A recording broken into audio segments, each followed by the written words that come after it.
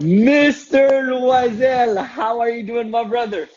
Fantastique, my friend Chris. Content d'être avec toi aujourd'hui. Christopher Dedeyan, vendredi extraordinaire. Hey, le printemps s'en vient, là. Yo, tell me about it. Bro, just FYI, this is an English conversation, or you're gonna have to bring out your English. No problem. I'll bring it. So, man, let's just jump in. But before doing so, I just want to kind of tell my audience who you are and vice versa. JP Loiselle is I call him the king of Sud-Ouest Verdun. He's a superstar real estate broker, investor. He started his own team, and there's so many things we're going to be able to talk about. And just an awesome individual, a very close friend of mine. So that's JP Loiselle. And for JP's community that maybe doesn't know me, my name is Christopher Dedeyan. I am a professional speaker and a peak performance business and life coach. So my brother, let's jump into it. Tell me, how are you doing? How's everything with the business? Where are you at with everything? How's everything going with that? Well, everything's going well, Chris. And with time that goes on, with more I have a deeper understanding of the business right now and on the real estate side as well. So how to see like what's coming in front and how to understand and read like the stats that are coming in right now and what's the changes coming in. So basically it's going pretty fantastic actually. Getting our by far our best year ever. And I think I think I'm gonna beat my best year from last year. I think I'm gonna beat it by beginning or end of June. What? So you're talking about, wait, so end of June. So that means halfway in the year, you're going to beat what you did completely the year previous? So you're at Absolutely. double right now? That's crazy. Now, okay, let's talk about a couple of things, bro, because for the people that are in the greater region of Montreal, the market in Montreal has been blowing up. And I'm pretty sure a bit worldwide, first of all, the pandemic played a role. But even before the pandemic, there was a huge increase when it came to sales and the sale prices as well. Talk to me a bit about that. Explain to the people, because you're in it, you know what it is. How come there's such a big peak in housing prices and so on and so forth, and how to deal with that essentially? Well, Chris, there's a lot of points that you just ask in just one question. I think it's five questions at the same time. The market is pretty crazy right now for a different reason. First of all, we have to understand not all market are the same. Like Montreal market, closer to downtown, it's a specific market. If you go further, it's a different market. If you go to Laval or South Shore, it's a different market. Let's just make like quick information for people that are listening right now.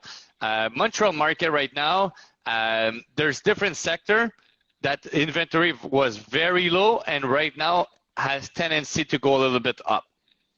So inventory is slowly catching up and going up. Market of Montreal, for example, just compared to South Shore and North Shore like Laval and so, South Shore and North Shore right now, inventory has went down like crazy. So if the inventory went down like crazy and number of buyers increased, so it's like the number of house available are like this, but at the same time, number of buyers are like this. So this is actually what is making a huge like explosion for South Shore and North Shore, which I believe most of the people that are looking to buy either in Brossard or around or in Laval or around, if they don't buy right now a house right now, next year is going to be 100 or 150K more, and maybe the year after, because this is so much unbalanced right now. It just shifted the other side completely.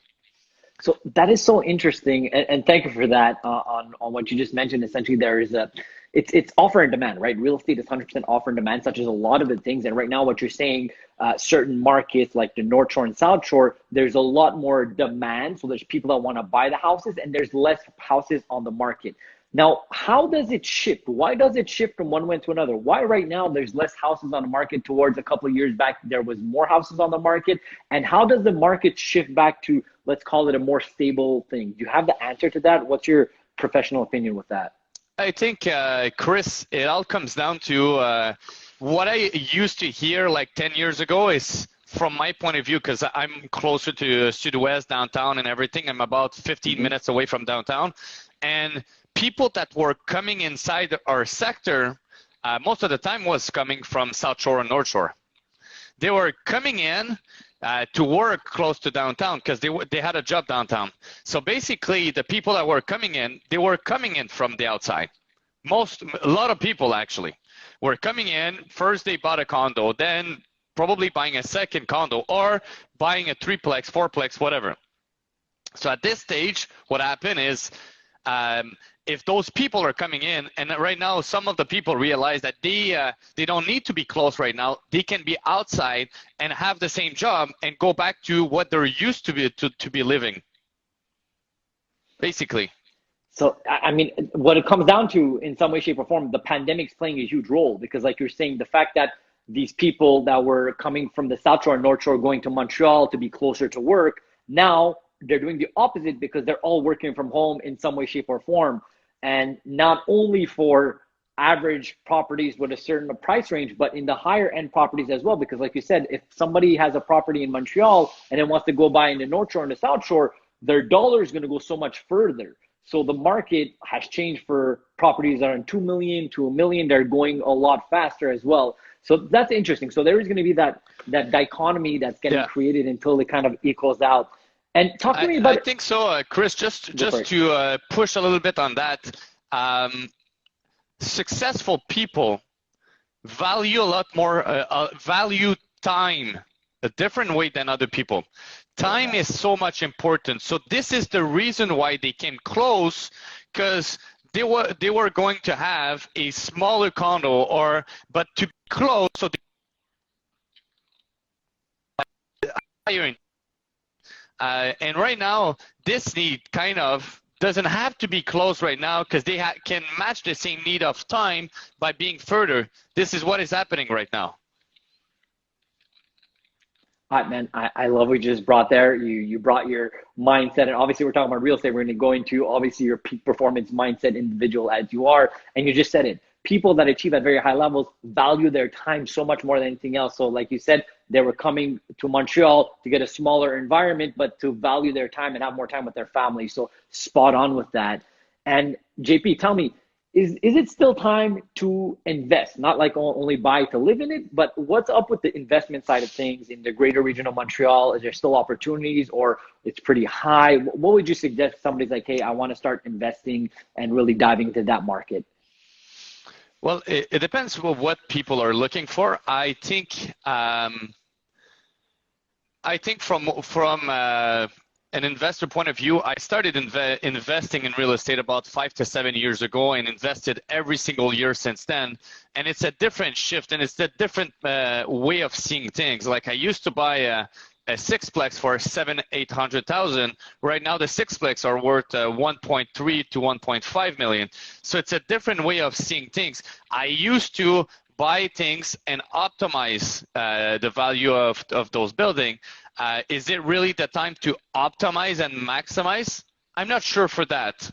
What I'm sure though is I think it has never been a better time than right now to buy in Montreal and to buy prime spot location in Montreal. I had one time someone that told me there's a lot of things that you can decide to invest in different region, different things, but prime location will be prime location. It might change at a certain point, but if you buy the right size building, you keep it forever. If you buy like little stuff, yes, it might be just a shift to the next stage. But if you buy big enough, then those buildings, you're going to keep it for longer terms, and you're going to never sell. So I think it has never been a better time to invest in Montreal right now. So I love what you just mentioned because you kind of mentioned a couple of strategies. What I understood is it's always time to invest. It's just that your strategy is going to be a bit different of how you're going to deal with it or what you're going to invest on. Sometimes, like you said before, you used to buy it and optimize it and maybe sell it or hold on to it. Now maybe it's just buying it and holding it. Maybe it's going towards bigger properties instead of smaller ones. So what I understand underlying situation here is if you guys want to invest, whatever happens with the market, always invest. And then the strategy is what's changing with the market, not the investment side. So thank you for bringing that up. And JP, at the same time, I wanted to really ask you because I know I have a huge entrepreneurial background community on my channel and whatnot. and you are straight up an entrepreneur. Like you said, you do real estate investment, you're a broker, but not only that, you have a team under you. If I'm not mistaken, of like 8 to 10 people within Equipe Loiselle, from your father being a notary, your sister being a lawyer, from your other brokers, from your secretaries and all that.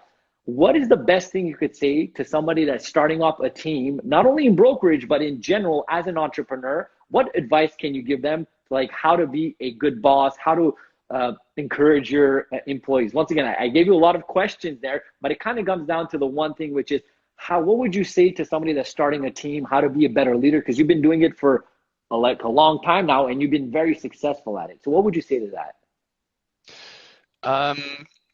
I've made good things with people around me, and probably bad things and bad decisions. So I think I learned a lot with the people I hire.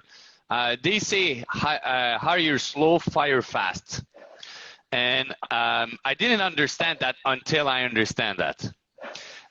What I mean by that is sometimes there's a certain amount of people that will be listening to that, and they're going to say, well, I want to hire someone, and when the person is coming in, they babysit that person.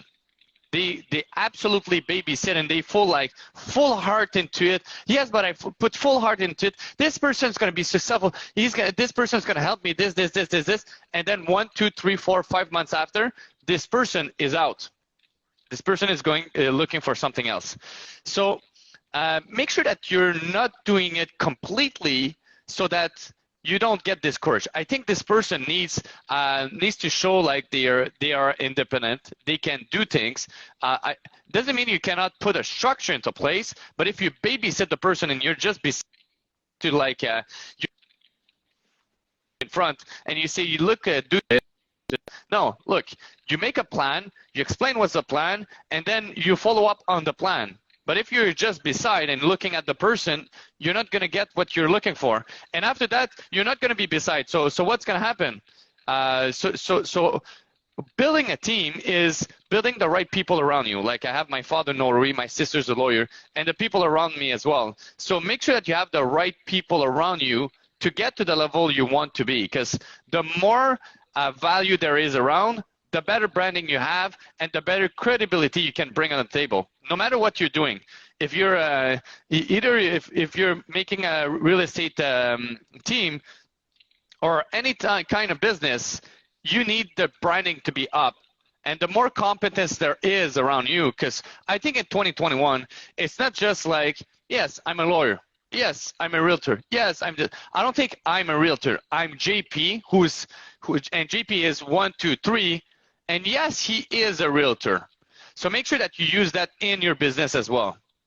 Man, you dropped some solid knowledge there. I hope the people got that, and I'm going to do my best job to highlight it. The first thing and foremost that you mentioned, hire slow, fire fast, which is something that I live by. And you know what? It's something that I struggle with at certain points. And here's why. And here's why people usually struggle with it. Because there's your ego that comes into place. Like you mentioned, imagine you hire somebody and you're like, you know what? No, let me give him a chance and all that stuff. The reason why potentially you don't want to fire him if you see that he's not the good fit or they're not the good fit is because you're the one that hired them. So it's actually going against your ego of like, hey, I took a bad decision. But in fact, keeping this person within the organization that doesn't make sense, it's not only bad for your organization, but it's bad for the person. Like you said, this person is not happy. So you have to let him go and go towards something that's going to make them more happy in their field and their reality. That's one thing. Another thing you just mentioned at the end, have a great team around you. And not only have a great team around you, but be very knowledgeable and aware of who you are. You're not a broker. You are JP Loiselle, that is a broker, that is a son, that is a boss, that is an investor. And these are titles here and there, but the reality of the matter is you are who you are. And it's not this title that makes you, it's you in itself that is like just centered with you as a being. Because there's a lot of people that get attached to titles, to positions, and so on and so forth. But that's like vanity stuff. So I love that you brought that up. And once again, I mentioned in the beginning that you're somebody, JP, that works a lot on your personal development. And in fact, that's actually where me and JP met now 6-7 years ago in this personal development world. And then we just clicked. And what do you do to stay at this high level of this mindset, of this work ethic, and just this success? Because since I've known you from like 7 years ago, all I've been seeing, and touch on wood, and I'm so proud of you, is just success on top of success on top of success. It's more and more and more, but at the same time, that's not all you are. You have a beautiful girlfriend, you have a beautiful family, this, that, and the other. I mean, you're not just that person. You do so many things and you're successful in so many ways. So what would be the way to answer that? How do you continually just compound success over success? I think it all comes down, Chris, to how you do anything is how you'll do everything. I think if you treat that and you're always like moving forward, I think my head is not in the past. If your head is in the past, you have a problem. If your head is in the past, you won't move forward.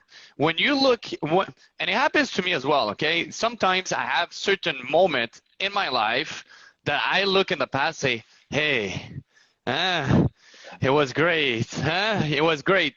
But I catch myself in this zone because sometimes I am in this zone, and I'm sure some people that are listening are sometimes in this zone, which is the time that you're looking in the past. Either you're feeling proud or you're feeling discouraged or you're feeling bad or whatever. You're feeling something about the past.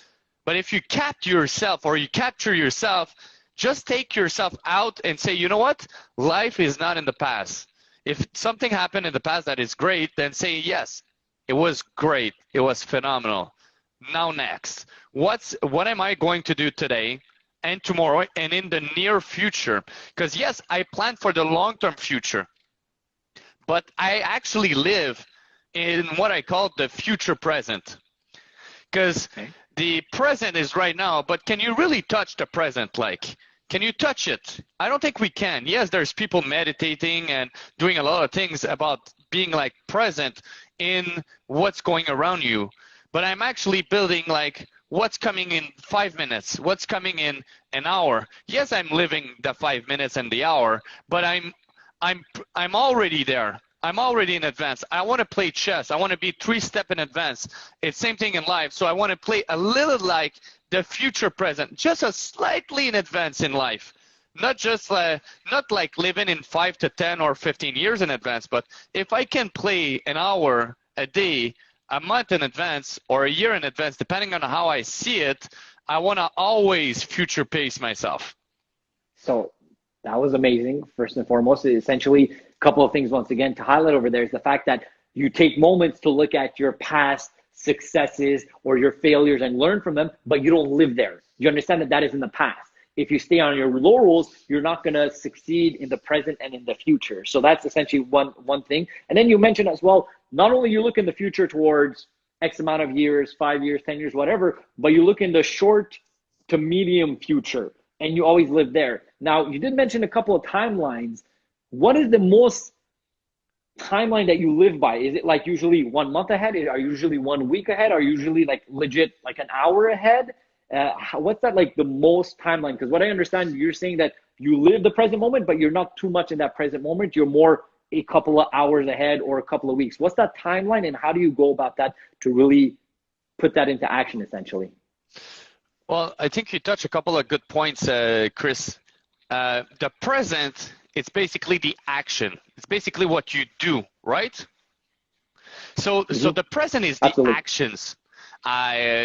And if you plan in advance for the future, this means you have a plan of action. You have a plan of what you're going to be doing. So basically, if you're planning for the future, then when you're in the moment, you're supposed to execute. So basically, there's actually 2 spheres in your mind. There's actually the planning side, and there's the action side. A lot of people that maybe are listening, and some of the people, and even me sometimes, I have the planning side, but I don't have enough of the action side. Yeah, you want this, you want this, you want this, you want this in life, but you don't put the same level of action that you see yourself doing it. And it happens to me sometimes as well. So when I catch myself, I go back at what I'm supposed to do. So the difference today between now and before is I was on a straight line before, but I was crashing and staying down for a longer period.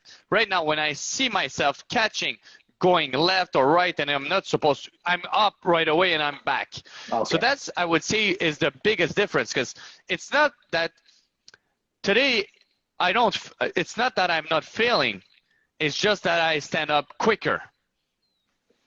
That makes sense. So essentially, once again, it comes down to awareness because, like you said, they're like anybody that achieves very high levels, it's not always high. Like it's just not. It goes up and down. We're human beings. Our imperfection is our perfection. But the difference is that you're catching yourself when you go down and you're like, hey, wait a minute. Why am I going down? What should I do to go back up? And that slope is not as low essentially. And that's where you're kind of catching yourself. And you mentioned something that it kind of made me thought of one of like a very famous quote, one of my favorite quotes by Benjamin Franklin. If you fail to plan, you plan to fail. So you take a moment to plan, but then you go into doing the action because without that massive action, the result is not going to be there. Like you said, you could plan and stay and plan and plan, but if you're not taking the steps, which is in the present moment, you're never going to achieve your goals and whatever the case is on that end. So thank you for sharing that, JP.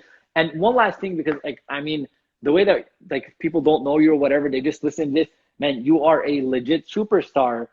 But what do you say, like how it's not only this like top peak and all that stuff. What I want to know is what do you do to unwind essentially? What do you do to like, okay, take a step back? Because it's good to be always up there and succeeding, but what are the ways, the methods that you found to like, hey, take a step back and let me just be JP, nothing else other than JP and chilled? Is there specific things you do? Is there an activity? Like how do you unwind and how do you kind of cool it down and take a step back? Well, good question, Chris. I think at the end of the day, I think I cool down every day, every minute. I think I pace my energy. I know that we all have a certain amount of energy. We all have. Yes, we can increase a little bit by doing different things, by eating healthy, taking a lot of water, by exercising and taking a good rest, for example. So we have a certain amount of energy, and we know that if we have the capacity to do, let's say, 6 hour of solid work, then try to do 6:05. Then try to do 6:10. Then 7 hours or 8 hours, and then you'll bring your energy up. But I'm not playing to 100%. I don't think so. I'm not playing like a sprint. I'm not a sprinter. And my life and my success is not a one-time show, and after that it's over. My life is how fast can I go and keep being consistent? How strong can I be and still be consistent? I don't want to be like here, no matter what I'm doing, to get here and then boom, down. I don't want that. I prefer to go here 80% and then maybe go 81. And then just raising my standards slowly. But I think I'm just being myself. And if I'm not answering like exactly, I think doing some variety of what you're doing to go outside the actions of you normally do sometimes and touch a little bit of variety. I think this moment of variety make you switch it off and then switch it on. But don't switch it off too long, because switching it back on will take you a lot more energy the longer you take.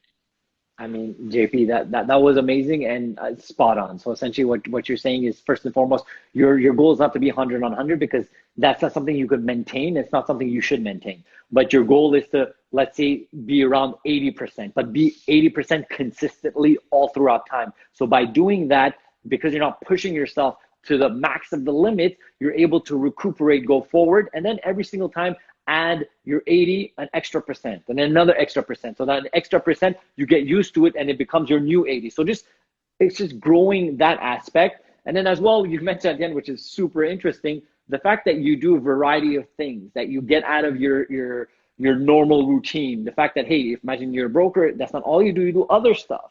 And actually, that's actually, brain science proves that when you stop doing something that it's in your work or whatever, it diminishes the cognitive pressure. And if you're doing something that doesn't demand the cognitive pressure, such as working out, reading a book, going for walks, whatever the case is, your subconscious mind helps you to find answers that you were looking for previously. So that's a great balance, JP. Thank you for sharing that. And before we go over here, because I really want to respect your time over here, and I know that you're quite busy, I just want to kind of give you the platform. Where's the best place that my community could reach you if they have any questions about real estate, if they want to buy a property in the Southwest Verdun, around the south of Montreal? Where's the best place that they could reach you out? Instagram and Facebook, I would say, but basically if they write me,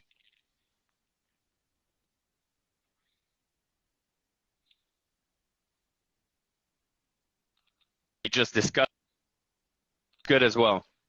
Okay, I think it just broke off a bit, but I think you said the best place to contact you is Instagram or Facebook, and you or your team will contact the person, right? Yeah.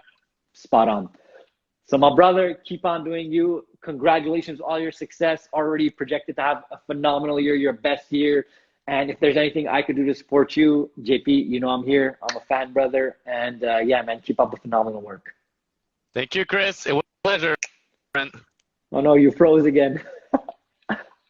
All right, have a good one, bro. All right, ciao, Bye. ciao.